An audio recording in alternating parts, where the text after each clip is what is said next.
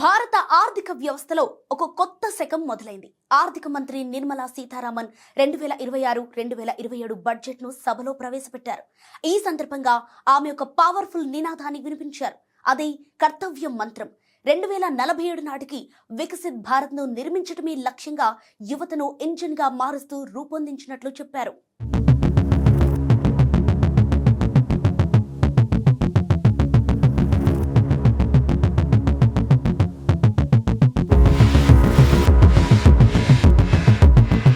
నిర్మలా సీతారామన్ ప్రవేశపెట్టిన బడ్జెట్ మొత్తం 3 ప్రధాన కర్తవ్యాల చుట్టూ తిరుగుతోంది. అందులో మొదటిది వేగవంతమైన ఆర్థిక వృద్ధి. అంతర్జాతీయ మార్కెట్లో పోటీని తట్టుకునేలా మన ఉత్పాదకతను పెంచటం. కేవలం వృద్ధి మాత్రమే కాకుండా గ్లోబల్ సవాళ్లను ఎదుర్కొనే స్థిరమైన వృద్ధిపై ఈ బడ్జెట్లో ఎక్కువగా ఫోకస్ పెట్టారు. రెండో కర్తవ్యం ప్రజల ఆకాంక్షలు, భాగస్వామ్యం. ప్రజలను కేవలం లబ్ధిదారులుగా చూడకుండా దేశ అభివృద్ధిలో భాగస్వామ్యులుగా మార్చడం దీని ఉద్దేశం. ఇందుకోసం స్కిల్ డెవలప్మెంట్ కు పెద్దపీట వేశారు. మూడోది సమ్మిళిత వనరుల పంపిణీ.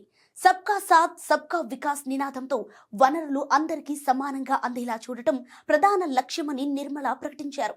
ఈ 3 కర్తవ్యాలే కాదు, దేశాన్ని అగ్రగామిగా నిలిపేందుకు 6 కీలక రంగాలను ఎంచుకున్నారు. ఇందులో మొదటిది వ్యవసాయం, గ్రామీణాభివృద్ధి. సాగులో ఉత్పాదకత పెంచడం ద్వారా రైతు ఆదాయాన్ని పెంచాలని ప్రభుత్వం భావిస్తోంది. రెండోది యువశక్తి, ఉపాధి.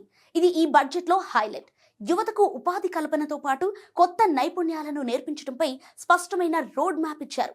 మూడోది మౌలిక సదుపాయాలు. డిజిటల్ తో పాటు ఫిజికల్ ఇన్ఫ్రాస్ట్రక్చర్ మెరుగుపరచడం ద్వారా దేశాభివృద్ధిని కొత్త పుంతలు తొక్కించాలని ప్రతిపాదించారు.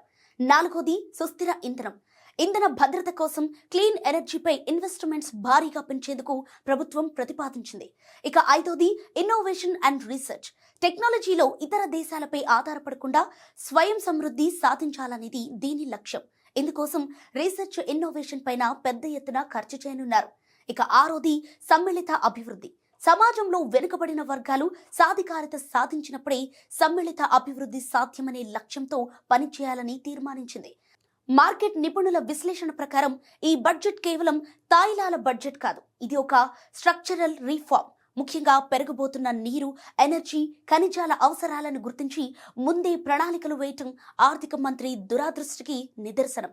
కొత్త టెక్నాలజీలు ఉత్పత్తి వ్యవస్థలను మారుస్తున్న తరుణంలో భారతీయ కంపెనీలు గ్లోబల్ మార్కెట్లో రాణించేలా ప్రోత్సాహకాలు అందనున్నాయి. కర్తవ్య మంత్రం అనేది కేవలం ఒక స్లోగన్ కాదు, అగ్రరాజ్యాల వరుసలో నిలబడాలని భారత్ వేస్తున్న ఒక బలమైన అడుగు. యువతకు అవకాశాలు, పారిశ్రామికవేత్తలకు భరోసా, సామాన్యుడికి భవిష్యత్తుపై నమ్మకం ఇచ్చేలా ఈ బడ్జెట్ రూపొందింది.